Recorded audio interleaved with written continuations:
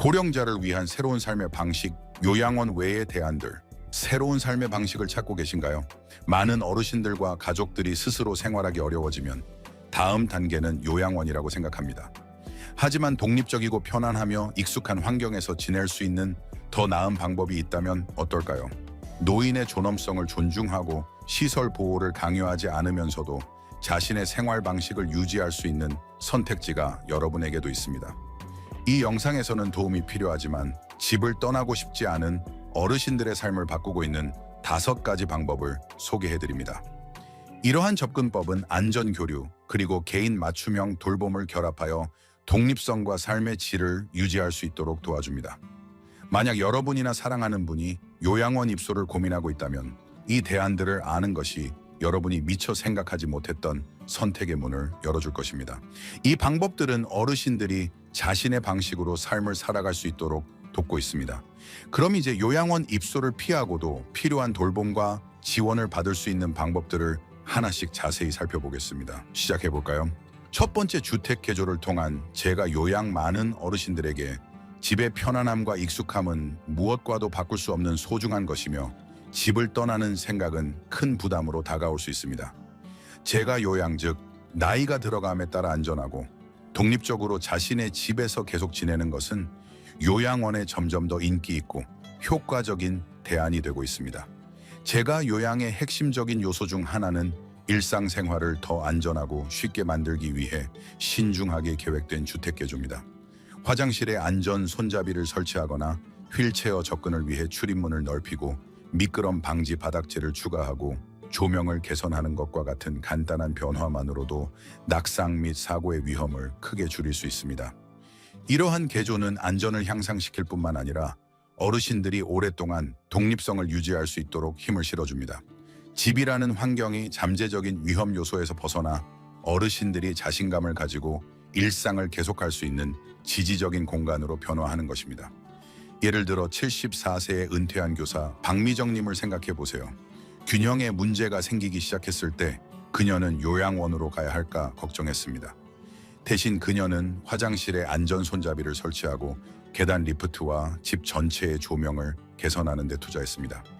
이러한 변화 덕분에 박미정님은 사랑하는 익숙한 환경에서 독립적으로 안전하게 혼자 살 수 있게 되었습니다. 제가 요양의 또 다른 장점은 정서적인 편안함을 제공한다는 것입니다. 개인 소지품 추억 그리고 익숙한 동네에 둘러싸여 있는 것은 스트레스와 불안을 줄이는 데 도움이 됩니다. 제가 요양을 하는 어르신들은 낯선 환경으로 거주지를 옮긴 어르신들에 비해 더 나은 정신 건강과 전반적인 만족도를 보고하는 경우가 많습니다. 재정적으로도 제가 요양은 더 지속 가능한 선택일 수 있습니다. 요양원 및 실버타운은 높은 비용이 들기 때문에 모든 가정이 감당할 수 있는 것은 아닙니다. 주택 개조는 초기 투자가 필요하지만 장기적으로는 비용이 더 적게 들고 더 나은 삶의 질을 제공하는 경우가 많습니다. 또한 어르신 지원을 목표로 하는 전문 주택 개조 서비스와 정부 프로그램의 증가로 이러한 선택지들이 그 어느 때보다 더 접근하기 쉬워졌습니다. 많은 지역사회에서는 필요한 주택 개조 비용을 충당하는 데 도움이 되는 보조금 대출 또는 지원금을 제공하여 어르신들이 변화하는 자신의 필요에 맞춰 집을 개조하기 더 쉽게 만들고 있습니다. 물론 제가 요양은 단순히 물리적인 변화에 관한 것만은 아닙니다. 종종 포괄적인 돌봄을 보장하기 위해 가족, 친구, 의료진으로 구성된 지원 네트워크를 구축하는 것을 포함합니다. 그러나 주택 개조와 결합될 때 이는 어르신들이 사랑하는 곳에서 독립적이고 안전하며 행복하게 지낼 수 있도록 하는 강력한 전략을 만들어냅니다.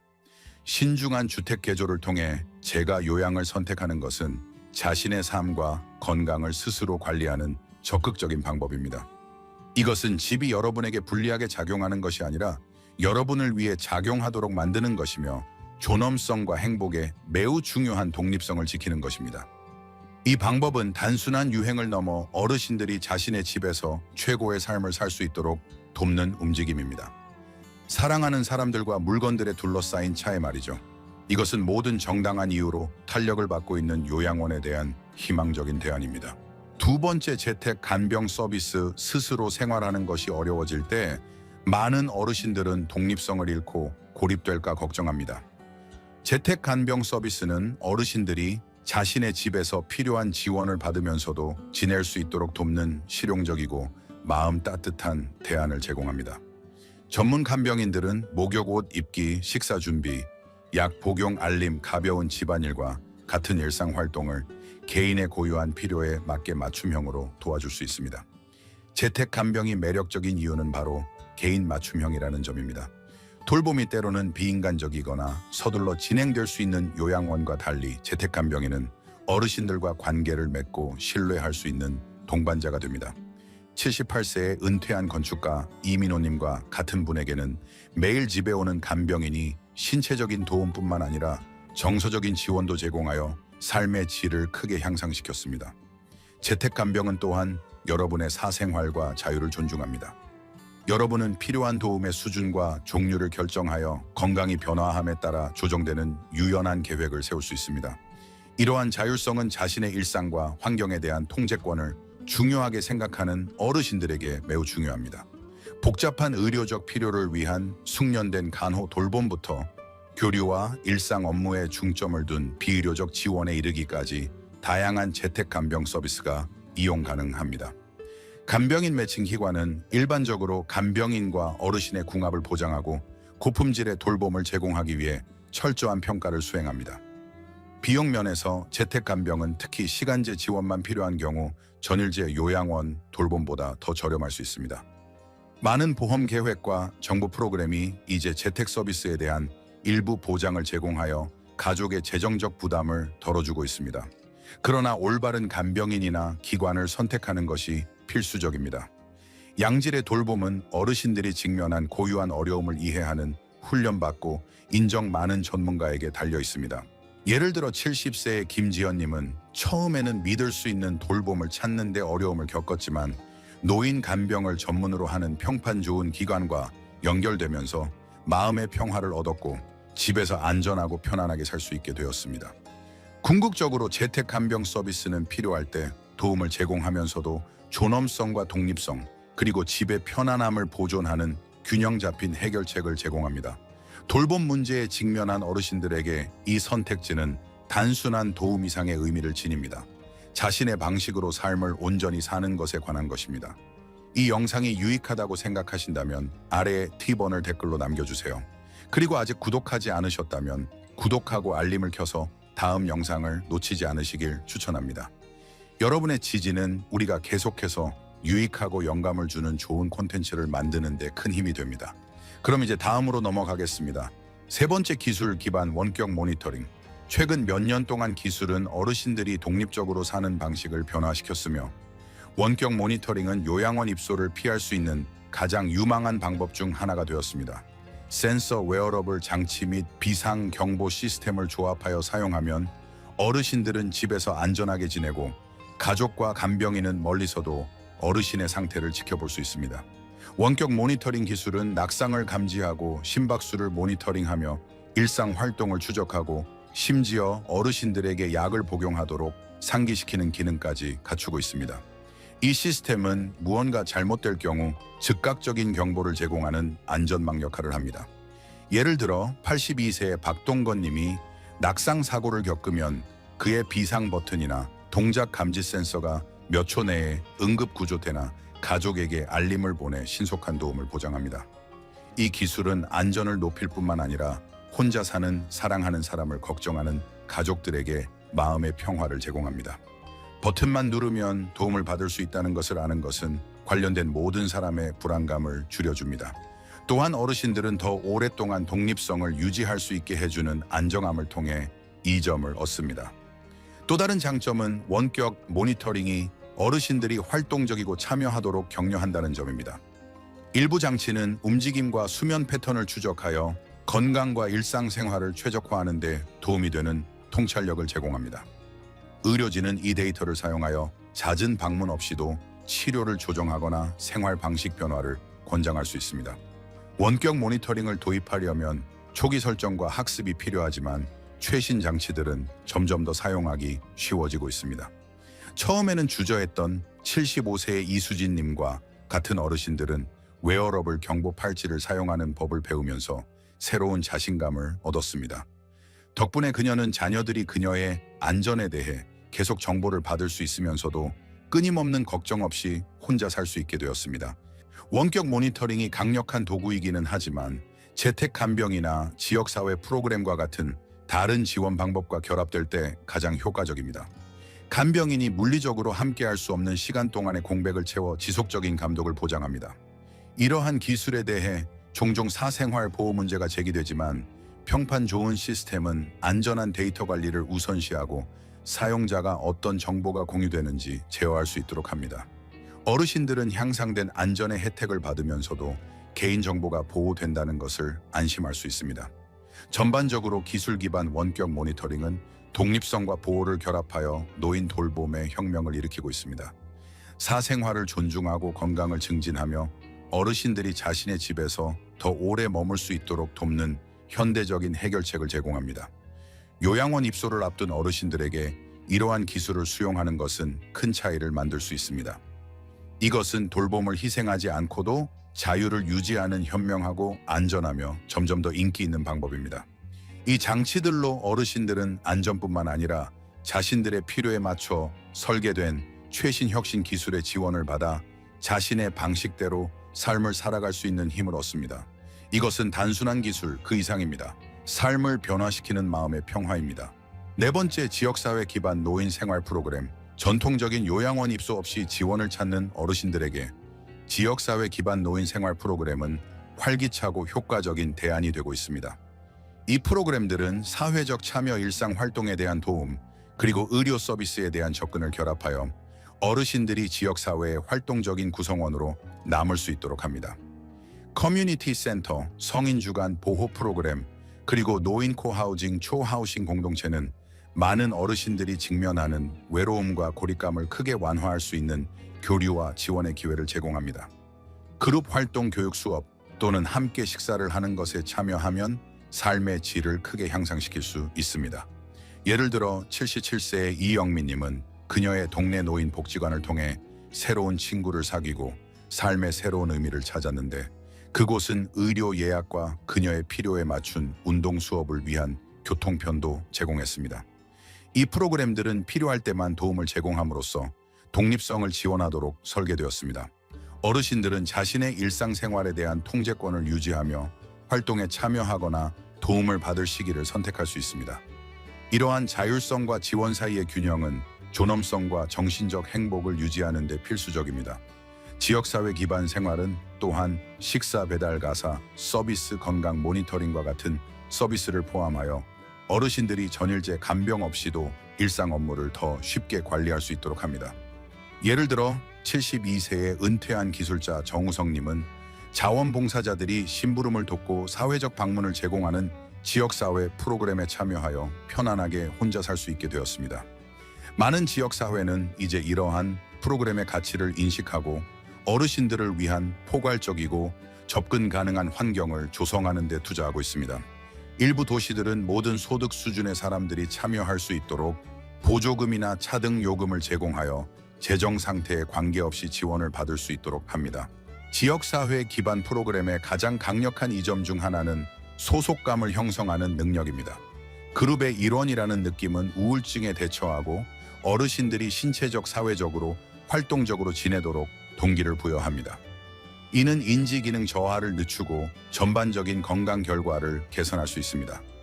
가족에게는 이러한 프로그램이 사랑하는 사람이 요양시설에 입소할 필요 없이 참여하고 보살핌을 받고 있다는 확신을 줍니다. 또한 번아웃을 겪을 수 있는 가족 간병인들에게 휴식과 지원을 제공합니다. 의료 돌봄을 대체하는 것은 아니지만 지역사회 기반 노인 생활 프로그램은 재택 간병 및 원격 모니터링과 같은 다른 형태의 지원을 보완합니다. 이들은 함께 존엄성과 기쁨을 가지고 제가 요양을 촉진하는 전체적인 네트워크를 만듭니다. 지역사회 기반 프로그램을 선택하는 것은 어르신들이 독립성을 유지하면서도 노후 생활에 필수적인 사회적, 실용적 지원을 받을 수 있도록 합니다. 이것은 더 많은 사람들이 요양원의 대안을 찾으면서 탄력을 얻고 있는 선택지입니다. 이 방법은 공동체 연결과 개인의 선택의 가치를 보여주며 나이가 든다고 해서 삶을 포기하는 것을 의미하지 않는다는 것을 보여줍니다. 이 영상이 유익하다고 생각하신다면 아래에 4번을 댓글로 남겨주세요. 그리고 아직 구독하지 않으셨다면 구독하고 알림을 켜서 다음 영상을 놓치지 않으시길 추천합니다. 여러분의 지지는 우리가 계속해서 유익하고 영감을 주는 좋은 콘텐츠를 만드는 데 큰 힘이 됩니다. 그럼 다음으로 넘어가겠습니다. 5번째, 가족 및 다세대 공동 거주 지원 어르신들이 돌봄을 받으면서도 독립성을 유지하는 가장 오래되고 소중한 방법 중 하나는 가족과 함께 또는 근처에 사는 것입니다. 다세대 공동 거주 방식은 도움이 필요하지만 시설 보호를 피하고 싶은 어르신들을 위한 효과적인 방법으로 다시 주목받고 있습니다. 가족과 함께 사는 것은 정서적 유대감, 실용적 지원, 그리고 공유된 책임을 독특하게 결합하여 행복과 소속감을 모두 증진합니다. 많은 어르신들에게 사랑하는 사람들과 가까이 지내는 것은 비상시 누군가 옆에 있다는 편안함과 안심을 가져다 줍니다. 또한 건강의 신체 질환만큼이나 해로울 수 있는 외로움과 고립감을 줄이는 데 도움이 됩니다. 딸의 가족과 함께 살기로 한 80세의 할머니 박영희님을 예로 들어보세요. 손주들과 친척들과의 일상적인 교류는 그녀의 기분과 의욕을 북돋았고 딸은 약 복용과 병원 방문을 도왔습니다.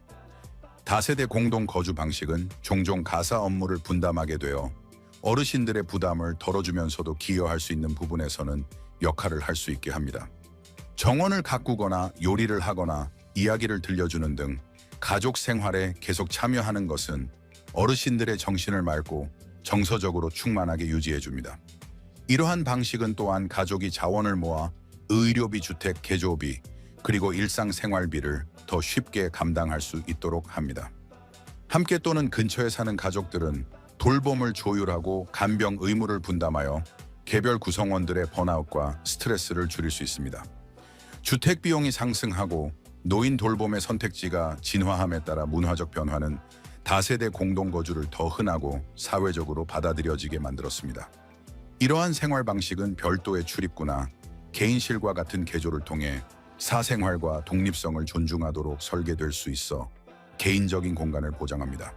그러나 가정 내 화합과 존중을 유지하기 위해 명확한 의사소통과 경계를 설정하는 것이 중요합니다. 성공적인 다세대 공동거주는 상호 지원과 자율성 사이의 균형을 유지하여 어르신들이 보살핌을 받는 동시에 힘을 얻는다고 느끼게 합니다. 정서적 실용적 이점 외에도 가족과 함께 사는 것은 삶의 목적 의식을 장려합니다. 어르신들은 종종 젊은 세대를 멘토링하고 전통 가치 그리고 지혜를 물려주는데 자부심을 느끼며 이는 자존감과 삶의 만족도를 높입니다. 이러한 선택지를 고려하는 가족들에게는 미리 계획하고 기대를 솔직하게 논의하는 것이 지속 가능하고 긍정적인 환경을 조성하는 데 도움이 됩니다. 이것은 단지 요양원을 피하는 것에 관한 것이 아닙니다. 모든 사람이 번성하는 사랑이 가득한 가정을 만드는 것에 관한 것입니다. 다세대 공동거주는 외로움과 의존에 대한 강력한 해독제 역할을 하며 가족 관계가 노년기에 필수적인 지원 시스템이 될 수 있음을 증명합니다. 이것은 돌봄과 동반을 결합하여 독립성과 함께함의 장점을 모두 제공합니다.